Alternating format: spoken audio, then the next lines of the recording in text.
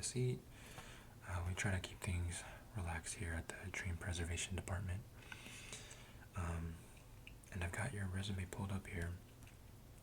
And honestly, one of the most uniquely detailed applications I've ever seen. So let's just get started here. So I'm going to try to keep this as formal as possible. I don't want to scare you. Just talk to me as if you're talking to your close friend. Okay? So, it says your objective here is, and I quote, to sort through the wacky subconscious brain movies of strangers while maintaining an unnecessarily serious tone about it.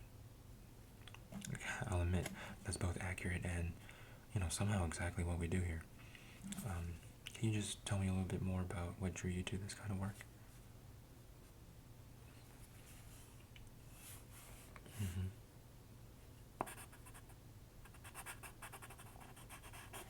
Mm-hmm.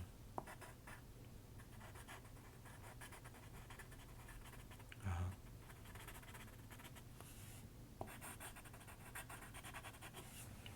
Wow, great. Interesting. Yeah, okay. Yeah, a passion for patterns and subconscious storytelling makes total sense. Also, can't blame you for wanting a job where naps are occasionally job related. It's great to be ambitious and go for your dreams. Okay, now that I've heard about that, let's go into your experience. So, first thing here says you're, 3 years at Nocturne Labs as a junior dream sorter. Very solid. Great position. You mentioned you personally handled over 10,000 dreams. 10,000 dreams. That's quite a collection. And you used a vibe-based filing system.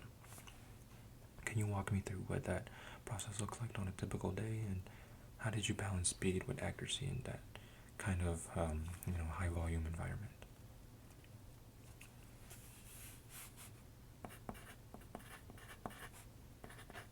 Mm-hmm.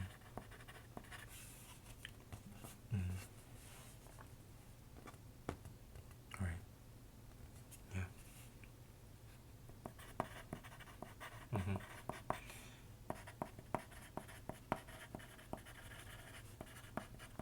Oh, very cool. Interesting.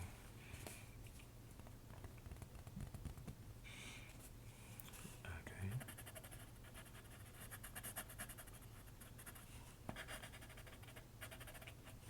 Great. Your specializations, in falling forever, forgot your pants in school, and accidentally dating a celebrity, are all extremely high traffic dream categories. How did you maintain consistency when interpreting and filing those? Mm-hmm. Uh-huh. Yeah. Good. Great. Yeah. Okay.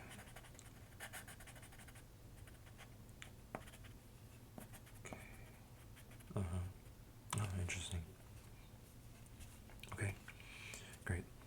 And in cases where a dream crosses categories, let's just say someone's falling while they're also being serenaded by a surprise celebrity appearance, how do you decide which tag takes priority?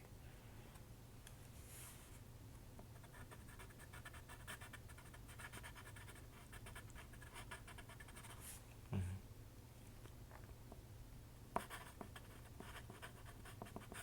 Okay, great. Yeah, great. It's good to hear your thought process and your decision making skills on that front. Okay, now I want to highlight your use of calming affirmations during nightmare turbulence, like phrases like "you're safe" and "this isn't real, but you are." That's really thoughtful. What is your approach when you're dealing with more intense emotional content? do you rely on any specific de-escalation strategies? Like, tell me a little bit about that. Mm-hmm. Okay.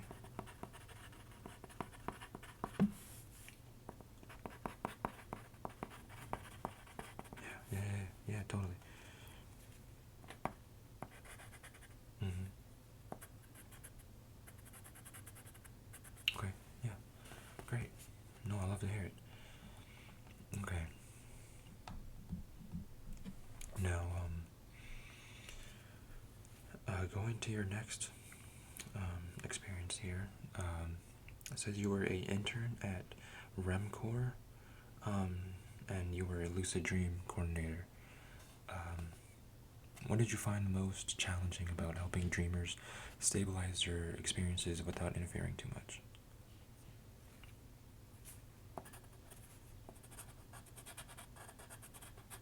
Mm-hmm.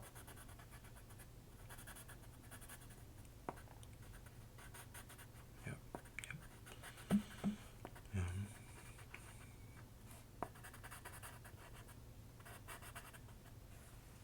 Interesting.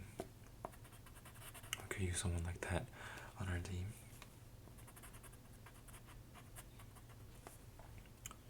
Okay, follow-up question.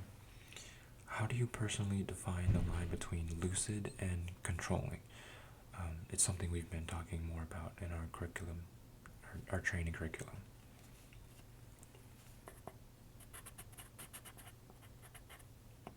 Uh-huh. Mm-hmm.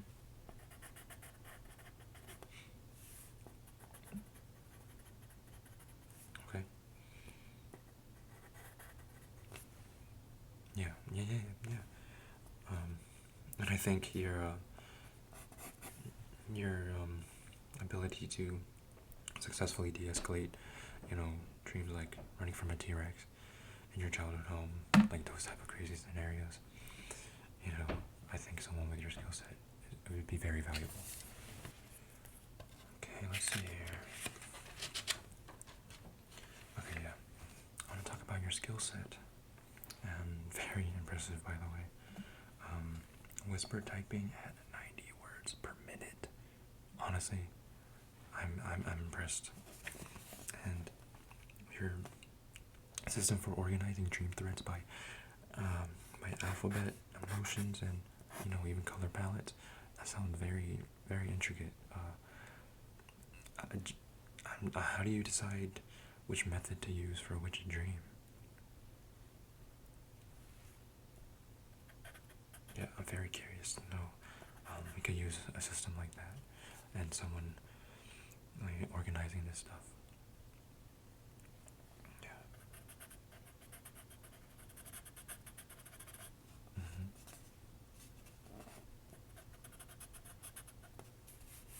Okay. Yeah. Very cool. Very interesting.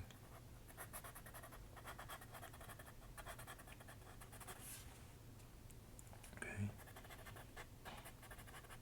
Yeah. Hmm.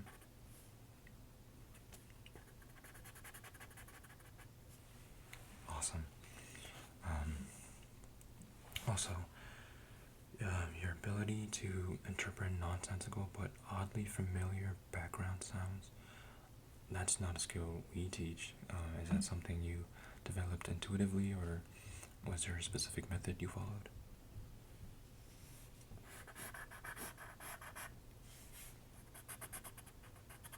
Mm-hmm.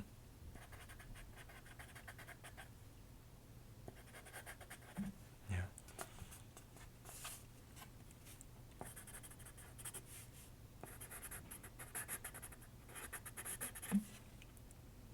Oh, cool. Cool. Yeah, it's very different and unique. And, while we're on the subject of symbols, because you just mentioned that, I have to ask, what's your whole take on the, banana on a train scenario? I swear it shows up more than it should. Yeah.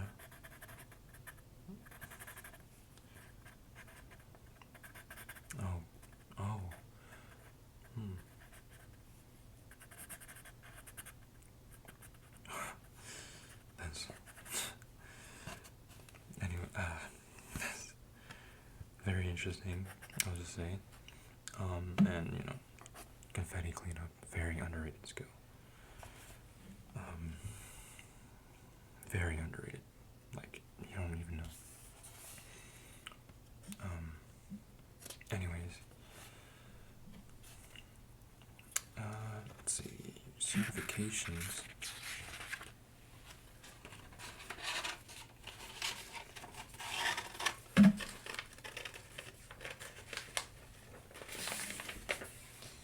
Okay, so got all the right certifications. We got a level 4 Dream Whisperer, a licensed sleep state interpreter, and you completed your background check in pillow ethics.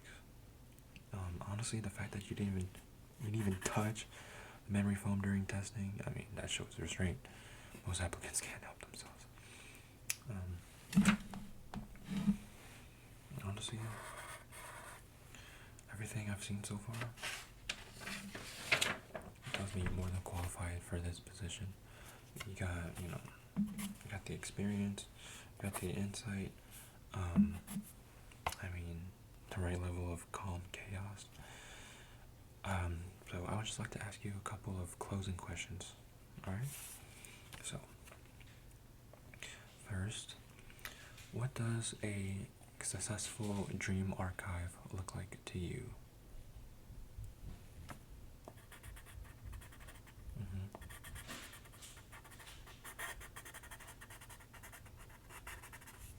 Yeah.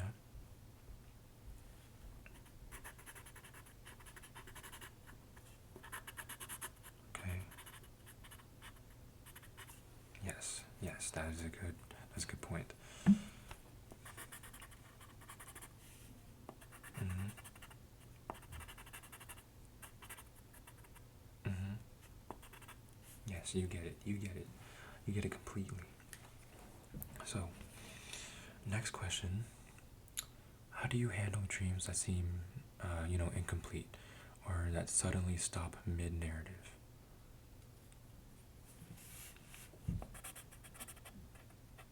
Mm-hmm. Mm-hmm.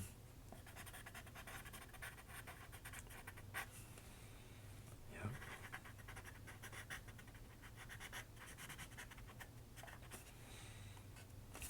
Okay. Yeah. Yeah. Makes sense. Okay. Makes sense. Sounds good. And finally, what is your dream job within the dream department? And yes, we do allow dream archivists to have dreams of their own. Uh-huh.